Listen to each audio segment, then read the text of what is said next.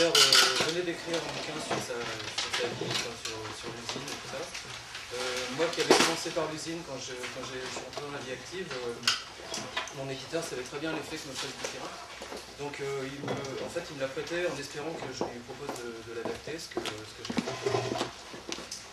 Donc il m'a fait rencontrer Jean-Pierre, on a discuté longtemps. On a essayé de voir un petit peu ce qu'on pouvait ajouter par le graphisme à un bouquin qui suffisait déjà à lui-même. On a essayé plein de pistes et puis pour finir on est tombé d'accord sur un style noir et blanc, petit format et tout ça. Un des trucs qui m'intéressait de travailler sur ce bouquin avec lui, c'était que pour la première fois, c'était pas quelqu'un comme, je sais pas, Émile Zola pour prendre un classique, qui vient de la haute société et qui se penche sur le prolétariat. C'était vraiment quelqu'un qui venait directement de ce milieu-là, qui parlait enfin avec ses mots de son milieu. Moi, quand je suis rentré à l'usine, j'y suis resté donc 6 mois. Et quand je suis parti, je me suis juré que tout n'est pas l'usine. Voilà, à l'époque, c'était même un peu caricatural. Je me disais, je préfère finir sous les ponts que retourner à l'usine. Et quand j'ai rencontré Jean-Pierre, qui lui a la même chose que moi dans la tête, sauf que ça fait 35 ans qu'il y est, j'avais envie de comprendre aussi qu'est-ce qui fait que malgré l'enfer que c'est, on y reste. C'est pas lui que j'ai dessiné comme narrateur, parce qu'il y a un narrateur qui raconte un peu ce qui se passe à l'usine et tout ça. C'est inspiré un petit peu de lui, et c'est un espèce on peut dire que c'est une espèce de héros ou de fil rouge qu'on retrouve de nouvelle en nouvelle, de page en page. Mais c'est pas vraiment un héros au sens Spirou ou Tintin. Tout ce que je voulais, c'était faire des bouquins le plus luxueux possible et le moins cher possible, avec le plus de choses à lire possible, donc le plus de pages et tout ça, parce que l'idée de mettre 15 € dans une BD qu'on lit en 10 minutes, moi qui suis gros lecteur de bande dessinée, c'est un truc qui me saoule depuis longtemps.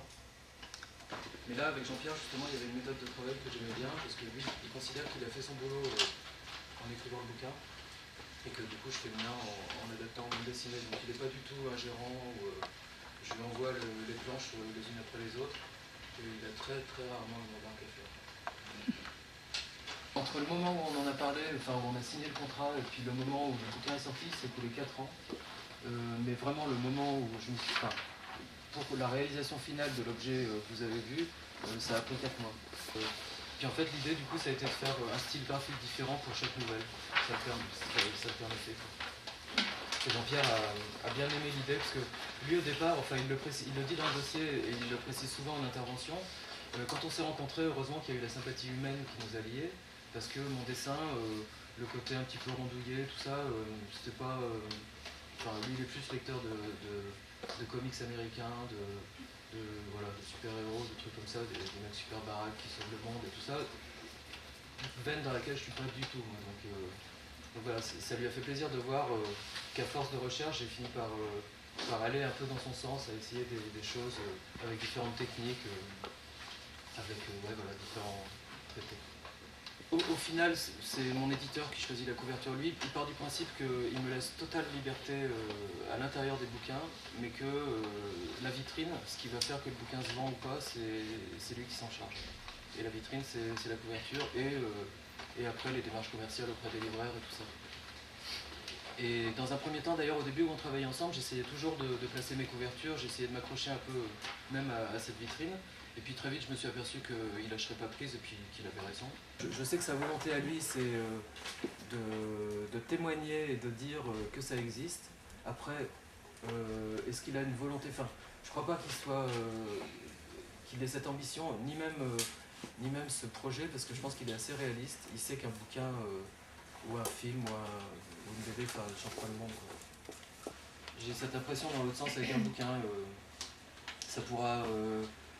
permettre à quelqu'un de militer s'il est déjà un peu militant au départ. À partir de ce bouquin-là, je fais une première lecture du livre en soulignant, en mettant au stabilo tous les endroits que je veux conserver tels quels dans l'écriture.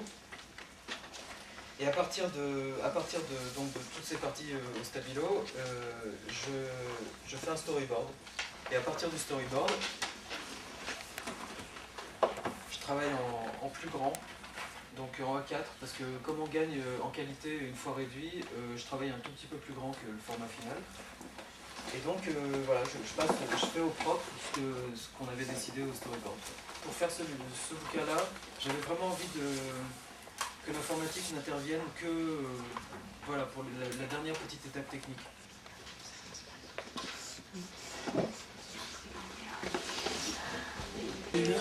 Souvent quand je sais pas quoi dessiner, je me dessine moi, c'est pas par prétention.